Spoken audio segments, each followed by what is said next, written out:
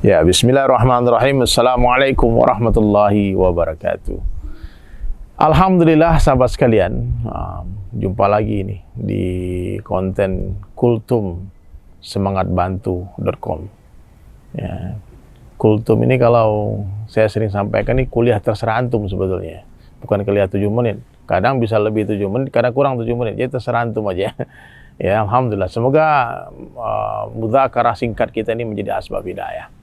Jadi sahabat sekalian, saya yakin semua kita ingin bahagia. Ya, orang kaya ingin bahagia, orang miskin ingin bahagia.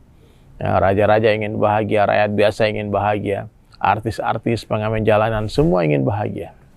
Ya, pedagang, petani, nelayan, dan hampir semua orang menganggap kebahagiaan itu ada pada dunia mereka masing-masing.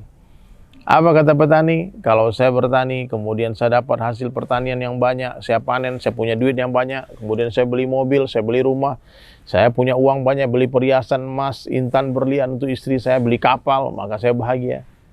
Itu kata petani. Ya. Pedagang juga begitu. Kalau saya berdagang sungguh-sungguh siang dan malam, saya dapat untung yang banyak, buka toko di mana-mana, buka cabang di mana-mana. Kemudian harta saya miliaran, saya punya rumah mewah, ada kolam renangnya, ada mobil mewahnya, maka saya bahagia. Itu kata siapa? Kata pedagang. Kata politikus, kalau saya menang kampanye, saya jadi anggota dewan, saya jadi gubernur, wali kota, jadi presiden, saya bahagia. Saya punya kekuasaan. Kata seniman, kalau saya berdagang, kalau saya berkarya, kemudian karya saya diminati orang banyak, kalau lagu booming lagunya, ditonton jutaan orang viewers. Lukisan laku dengan miliaran rupiah, saya bahagia.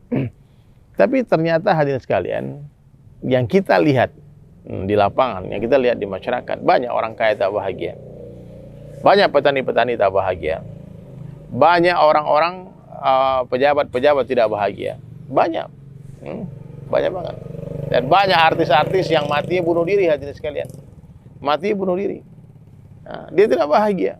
Jadi ternyata kebahagiaan tidak ada hubungannya dengan keduniaan, tidak ada hubungannya dengan kekayaan, dengan popularitas, tidak ada hubungannya dengan kerajaan, tidak ada hubungannya. Nah, di mana Allah Ta'ala letakkan kebahagiaan? Allah meletakkan kebahagiaan, kejayaan, kemuliaan, kesuksesan hanya dalam mentaati Allah dan Rasulnya saja. Maknanya siapa saja yang mentaati Allah dan Rasulnya, maka Allah pasti akan bahagiakan dia. Nah, ini ada perlu usaha harus kita buat, hadirin. Usaha harus kita buat. Bagaimana supaya kita bisa mendapatkan kebahagiaan yang hakiki, kebahagiaan yang dikehendaki Allah, kebahagiaan yang tidak terkesan oleh suasana dan keadaan. Nah, di mana saja, kapan saja, bahagia. Kaya bahagia, miskin bahagia, sehat bahagia, sakit bahagia, punya jabatan bahagia, nggak punya jabatan bahagia. Nah, bagaimana dia menang bahagia, dia kalah pun bahagia. Nah, punya istri bahagia, nggak punya istri bahagia, punya anak bahagia, nggak punya anak bahagia. Di mana kebahagiaan itu? Di sini. Di dalam hati manusia. Selama di hati manusia ada iman dan amal saleh, maka Allah Ta'ala berjanji pasti Allah Ta'ala akan berikan kebahagiaan, kehidupan yang baik, hayatan thaibah. Diberikan kehidupan yang lapang meskipun rumahnya sempit. Nah, jadi sahabat sekalian dirahmati Allah Subhanahu wa taala, ketika hati telah dipenuhi dengan iman, ketika hati telah dipenuhi dengan rasa cinta kepada Allah dan Rasulnya, maka kebaikan-kebaikan akan muncul, sifat-sifat baik akan datang. Coba buka Al-Quran, bagaimana Allah menceritakan Allah bersama dengan orang-orang yang berbuat baik. Innallaha ma'al muhsinin. Allah bersama dengan orang-orang yang memiliki sifat-sifat baik, dan bersama orang yang bersabar, bersama orang yang bertawakal. Maka sifat-sifat baik ini harus kita tanamkan, kita masukkan ke dalam hati kita. Bagaimana caranya? Nah, dengan usaha.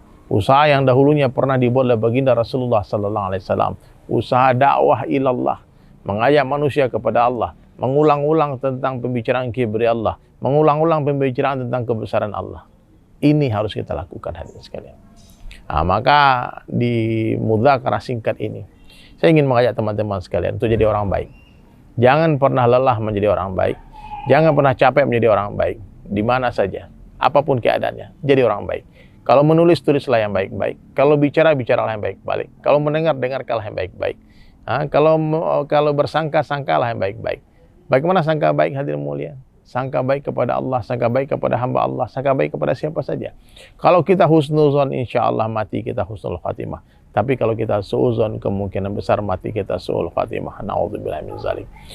Ketika kebaikan-kebaikan itu datang dalam diri kita, hadirin sekalian, kebaikan-kebaikan itu datang, maka kita akan punya kepedulian. Kita akan punya kepedulian kepada saudara-saudara kita, terutama saudara kita yang ada di Palestina. Ya teman-teman sekalian, di Palestina bagaimana mereka sekarang kelaparan, mereka kesusahan hadirin sekalian. Mereka hari ini rumah mereka ada yang retak, ada yang hancur, siang malam dihujani oleh rudal, oleh mortir. Kematian seakan-akan betul-betul di ujung nyawa mereka, di ujung tanduk. Mereka ketakutan, kedinginan, kesusahan. Sementara kita di sini Allah beri begitu banyak nikmat. Maka banyak fadilah kita membantu saudara kita yang ada di Palestina, hadirin sekalian. Banyak nih, karena Gaza ini salah satu tempat suci bagi umat Islam. Palestina ini, Masjidil Aqsa ada di sana, di Yerusalem. Bagaimana kita semua mengenang bahwasanya perjalanan Isra Mi'rajnya Rasulullah SAW dari Masjidil Haram ke Masjidil Aqsa, kemudian langsung ke Sidratul Muntaha, tempat transitnya Nabi menjemput perintah salat. Ribuan nabi-nabi Allah Subhanahu wa taala hadarkan di sana, di negeri Syam. Maka sahabat sekalian, banyak fadilah-fadilah, banyak keutamaan-keutamaan membantu saudara kita di Palestina.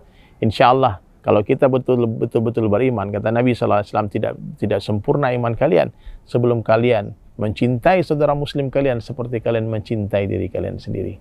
Maka cintailah saudara muslim kalian seperti mencintai diri kalian sendiri. Orang Islam seperti satu jasad. Satu jasad, seluruh orang Islam satu jasad. Kalau satu sakit, semua ikut rasakan sakit. Maka sekarang diberikan infak terbaik bersama teman-teman semangatbantu.com. Kita kirimkan donasi terbaik kita. Kita infak gandum, donasi nutrisi, gizi dan sebagainya buat teman-teman kita di tempat konflik, terutama yang ada di Gaza, Palestina. Itu dari saya. Assalamualaikum warahmatullahi wabarakatuh.